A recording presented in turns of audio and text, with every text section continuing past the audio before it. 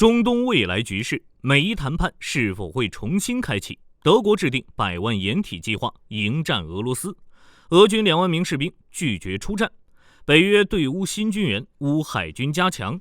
史上最大规模爱国者齐射，美军弹药在中东快速消耗。日本再武装，首次在国内试射远程导弹，阵风也要反卫星。精彩资讯马上开始。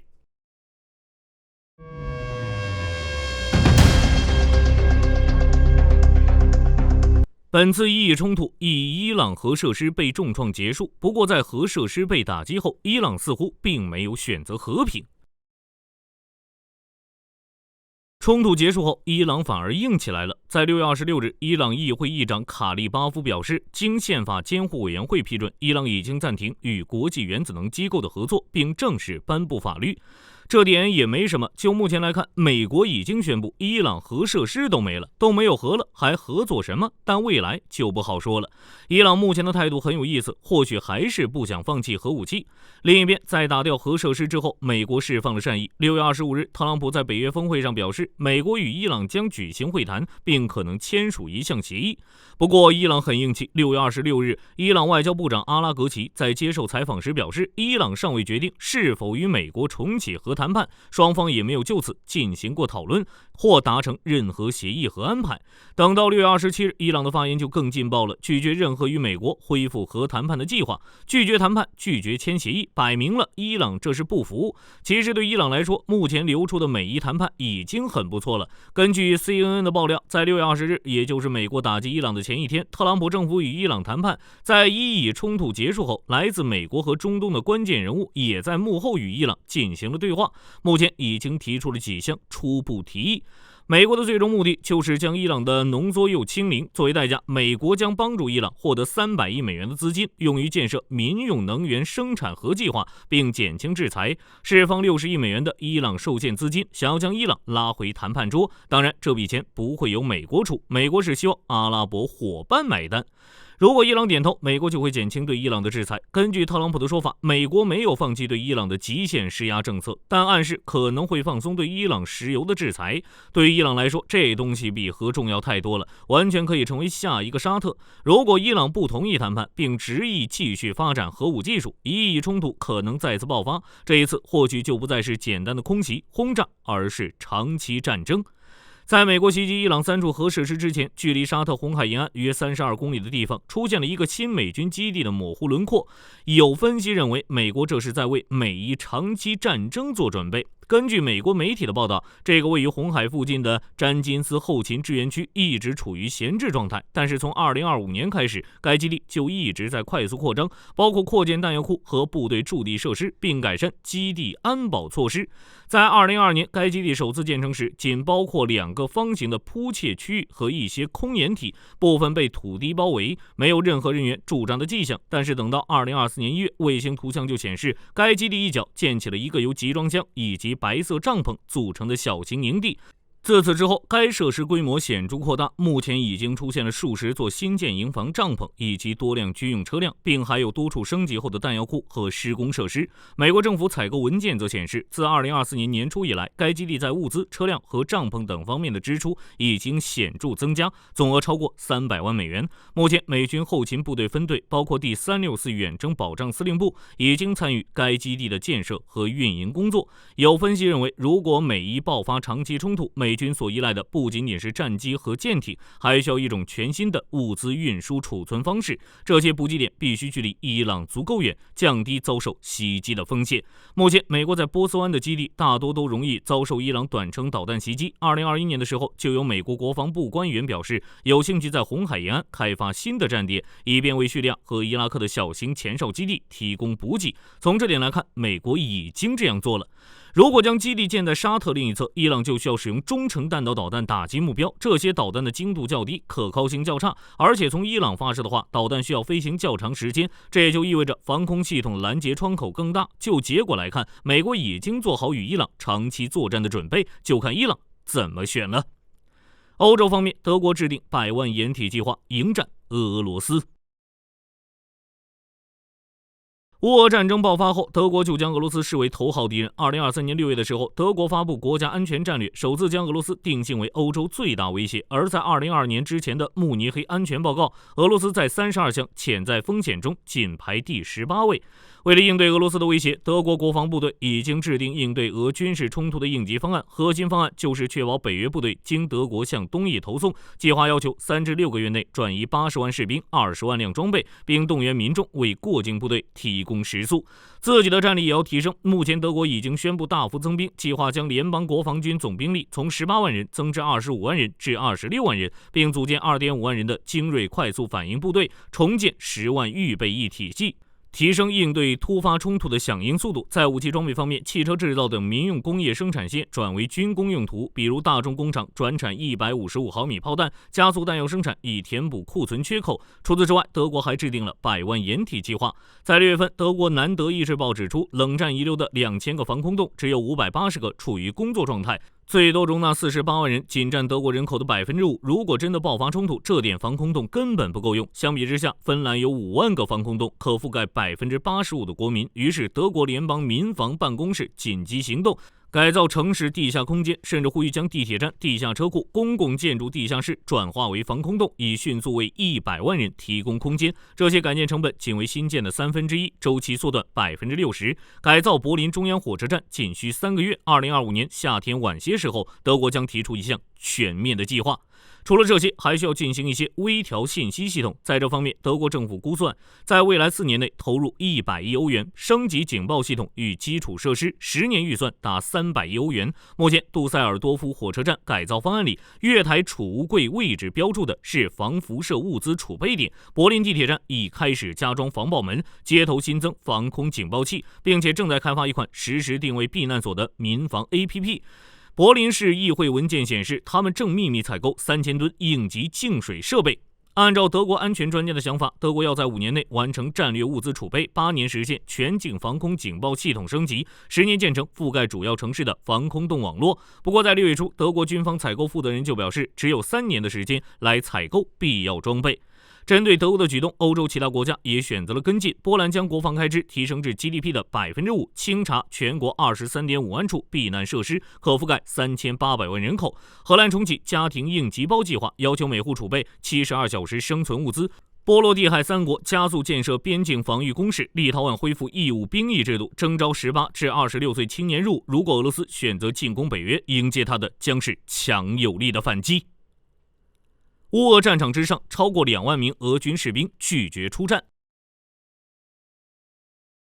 6月26日，俄罗斯独立媒体 Medzuna 援引军事法庭的在线数据报道，超过2万名俄罗斯士兵因拒绝在乌克兰作战被起诉。截至5月下旬，自2022年9月，也就是俄罗斯第一波部分动员令以来，此类案件的数量为20538起，其中18159起是士兵逃跑的案例，1369起不遵守命令的案例，以及1010起逃兵案例。其中17721名被告已经被判刑。就数量来看，这类案件已经越来越多。在2024年6月，案件仅为10025起，而且这个数字就跟 ORYX 网站的数据那样，仅仅是统计的。如果加上那些没统计的，实际数字会更多。那为什么会出现这种情况？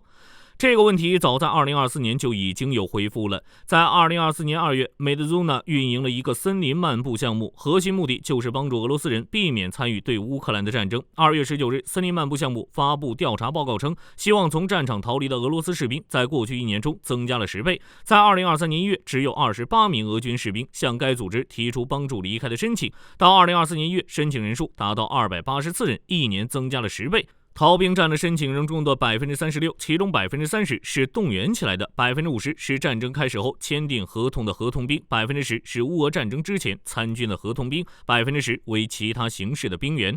俄罗斯法院收到的逃兵案件也是越来越多。Medzuna 报道称，俄罗斯士兵以每天超过30人的速度叛逃，比2022年增长了10倍。想跑的原因也很简单，俄罗斯的合同士兵中并不是受到宣传或招募的志愿者，而是被强制转移到合同中的应征入伍者，并且在乌俄战场之上，这些俄军士兵的待遇也很不好。这点我们已经聊过很多次了，什么把士兵当消耗品和炮灰，受伤后只有简单的治疗，之后继续将伤员送至前线，还有什么作战1年半部队没有轮换等等。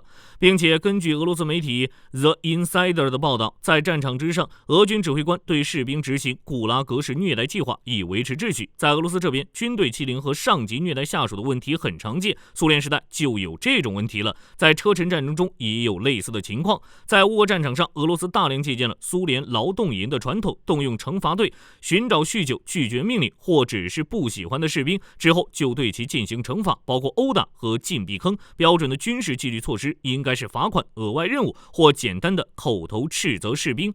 火力军估计，之所以会出现苏联劳动营的传统，囚犯兵要背一部分锅，口头训斥可以惩戒正规士兵，但不能管教数以万计的罪犯，只能采取这种情况。另外一部分原因则是俄军战术的问题。我们之前经常说，俄军一直使用人海战术来攻击乌军阵地，这其实就是自杀式袭击。在前线作战的士兵，谁也不愿意执行这种任务。人生最痛苦的就是人没了，钱还没花完。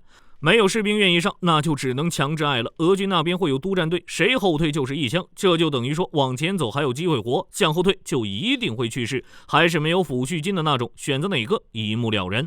在这种高压环境下，谁不跑，谁的脑子就有坑。问题是这些俄军士兵能跑哪儿呢？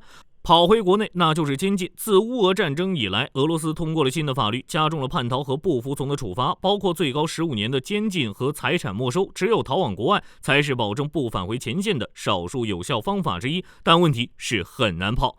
2023年6月，普京就签署关于出入境程序的法律修正案。俄罗斯男子在收到军事动员传票后，需要在5天内交出护照。那些设法使用内部护照前往邻国的人，最终也无法前往更安全的国家，即使已经跑出去，也可能会被抓回来。在2024年8月的时候，《华尔街日报》就报道，由于乌俄战争，俄罗斯的职业军队已被严重削弱。为了维持部队规模，加强了对逃兵的打击，并追踪那些离开国家的人。前者是针对国内，后者则针对国外。派出特别稽查队在国外通缉抓捕。根据《华尔街日报》的报道，大约有5万名俄罗斯士兵叛逃或拒绝执行命令，并且根据俄罗斯律师的说法，实际数字要高得多，因为很多人被秘密的通过宽大处理或对其家人的威胁劝说回国。在这种情况下，火力军很好奇俄罗斯士兵与民众的情绪什么时候会达到临界点，到时候就有好戏看了。战场之外，美国考虑向乌克兰提供爱国者，乌克兰海军军舰+2。乌俄战争爆发之后，乌克兰海军在第一时间就被摧毁。在之后的海上战场，乌军的主力一直是自杀式无人艇，虽然战果不菲，重创了黑海舰队，但毕竟不是正规的水上战舰。后续北约虽然援助了一些战舰，但数量并不多。而奥德萨等主要港口与黑海航道属于乌克兰的经济命脉，仅靠无人艇，乌克兰只能打击俄罗斯的海上舰艇，无法保证安全。为了海上安全与航行自由，乌克兰海军将迎来新一波的强化。根据荷兰国防部的消息，比利时扫雷艇纳尔西斯号与荷兰海军弗拉尔丁恩号最近移交给了乌克兰，双方已经在比利时的泽布吕赫海军基地举行了交接仪式。不过，出于作战安全考量，比利时与荷兰并没有提前公布援助消息，并且在军舰交接前，乌克兰船员就已经接受训练。比利时与荷兰也派出教官、技术人员以及维修团队提供协助。这还只是开始，到2025年底，荷兰的另一艘马库姆号也将移交给乌克兰。之后，荷兰的弗拉尔丁恩号将改名为梅利托波尔号，马库姆号则改名为格尼奇斯克号，以纪念那些被俄罗斯占领的城市。此外，根据《纽约时报》的报道，特朗普之前表示，在俄军空袭不断加剧的当下，他正考虑向乌克兰提供更多的爱国者，但目前还不确定是像拜登或其他欧洲盟友那样直接援助给乌克兰，还是卖给乌克兰。其实，在4月份的时候，泽连斯基就向美国提议直接购买爱国者系统，但这东西的供应有限，在美国已经向以色列提供一些的情况下，库存将更加紧张。具体情况如何，现在还不确定。这点也没办法，在中东方向，爱国者出现了史上最大规模的起射。B-2轰炸伊朗核设施之后，伊朗也对美军基地展开了大规模空袭，大量爱国者飞弹升空拦截防御。6月26日的记者会上，美军证实在卡达乌戴德空军基地出现了史上最大规模的爱国者齐射。该基地是美国最大的海外基地，也是美国中央司令部的前线指挥基地。在此之前，驻扎有大约1万名美军士兵。不过，在美国决定打击伊朗核设施之后，就开始撤离基地的军事资产。在伊朗发动导弹袭击时，仅有44名士兵与2个爱国者导弹连驻守卡达乌代德空军基地。这44名美军中，最年长的是一位28岁的上尉，最年轻的士兵才21岁，刚入伍还不到2年。这点人手就进行了规模最大的爱国者齐射，也在一定程度上证明了爱国者的性能。根据美国参谋长联席会议主席空军上将凯恩的说法，在本次防御行动中使用的爱国者导弹系统都是从驻日驻韩美军转移来的，也证实了自2025年4月起，美国就开始从太平洋抽调防空系统，从而备战伊朗。在当时的转移中，大概还包括萨德，大概用于拦截伊朗袭击以色列的弹道导弹。在中东这边，除了爱国者导弹，美军还消耗了大量防空导弹。美国代理海军作战部长詹姆斯·基尔比上将曾表示，海军正在以惊人的速度消耗弹道导弹拦截武器，比如标准3，对胡塞武装军事行动以及本次伊以之战已经耗尽了库存。说白了，这是想要预算造导弹。标准3的性能的确很强，可以打击太空目标。2024年才首次在实战中亮相，只是性能好也就意味着贵。根据型号不同，标准3的价格也不同，大概在1000万美元到近3000万美元之间。2025年5月份，雷神公司获得了一份10亿美元的合同，生产标准3布劳克 IB 每枚导弹约970万美元。即使标准2布劳克5每枚的成本也可以达到210万美元，而标准6每枚成本近400万美元。在美国设想中，如果印太地区爆发冲突，标准3和标准6将成为拦截主力。但是因为中东的问题，库存已经大幅缩减，美国海军要钱造导弹也在情理之中。从这点考虑，美国要提供乌克兰的爱国者，大概需要乌克兰掏钱。日本再武装，首次在国内试射远程导弹。根据日本朝日新闻的报道，6月24日，日本陆上自卫队在北海道新日高町的境内防空靶场进行了88式岸舰导弹的发射训练，这是日本首次在国内试射远程导弹。此次训练使用的未装药的训练弹，预计在6月29日之前将再发射1枚导弹。日本在国内试射远程导弹的目的就是加强西南诸岛的防御。在此之前，自卫队的岸舰导弹发射训练一直都是在美国进行。不过，日本目前正在推进西南战略，需要部队掌握岸舰导弹发射技术。这次导弹试射只是一个开始。不久之后，日本陆自将协调在小笠原诸岛和南鸟岛设立训练场，并且很可能在境内基地举行12式岸舰导弹的实弹演习。在导弹发展方面，日本12式岸舰导弹的改进型还处于研制阶段，射程将扩大至约1000公里。预计在本年度开始，日本政府将逐步在全国7个岸舰导弹团推进部署。日本再武装恐怕不是说说而已。欧洲方向，阵风也要反卫星。6月26日，法国空军表示，阵风战机挂载云母空导弹，成功在实战测试中识别并命中极高空目标，成功验证该弹的超视距作战性能以及雷达在极端气候下的目获能力。注意重点，极高空目标。根据法国空军的说法，在本次测试中，云母导弹首度锁定并击中距空20公里以上、100公里以下的气球标靶。这是个什么概念？一般情况下，商业客机的巡航高度大概在9000米至12000米之间，接近大气对流层与平流层的交界，而20公里则是2万米。也正因如此，法国空军将其称为极高空测试。这个空域介于传统空域和外太空之间，一些特定卫星、高空无人机和间谍气球都会部署在这里。这就意味着之后阵风挂载云母导弹可以用来打低空卫星，其他国家的高空气球、无人机也无法在法国领空执行侦察任务。